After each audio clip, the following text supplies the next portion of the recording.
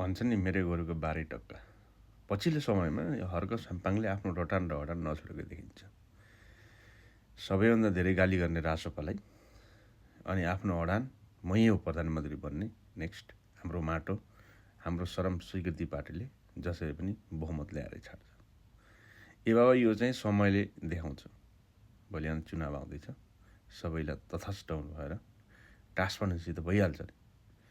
तर पनि यो फलाना न्युजमा अपिल त्रिपाठीले लिएको मैले त इन्टरभ्यू ऱ्यान्डम तरिकाले हेरेँ। एउटा भेडाले भन्छ अरे बरु मरुला तर भ्या गर्दैन। यस्तै तरिकाको यो चाहिँ यिनीबाट म एक्सपेक्ट गरेको थिएन। जुन तरिकाले यिनी अगाडि बढेका थिए, धेरै मिठो श्रम